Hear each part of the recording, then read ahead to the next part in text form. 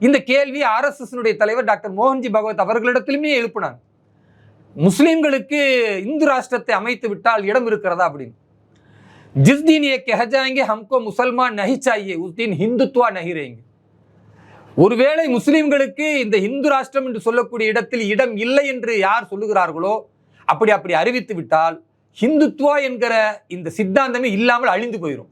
ஏன்னா ஹிந்துத்வா என்கிற சித்தாந்தமே சனாதன தர்மமே எல்லோரையும் அரவணைப்பது, கடவுள் நம்பிக்கை இல்லாதவனை கூட அரவணைப்பது, அவனுடைய எண்ணங்களுக்கு கூட மதிப்பளிப்பது, வெவ்வேறு கலாச்சாரம், வெவ்வேறு பண்பாடு, வெவ்வேறு மொழியியல் இருக்கலாம், ஆனா எல்லோரையும் அரவணைத்து வேற்றுமையில் ஒற்றுமை, யூனிட்டி இன் டைவர்சிட்டின்னு இன்னைக்கு பெருமையா பேசுறோம்ல, இத பன்னிடுங்காலமாக பாரதத்தில் நிலைநாட்டியது ஹிந்துத்வா என்கிற தத்துவம்.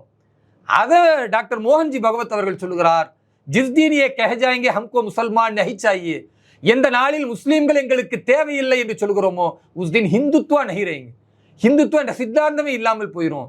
ஏ சப்லோக் ஹமாரா அப்னா பாரத் கி ஹை.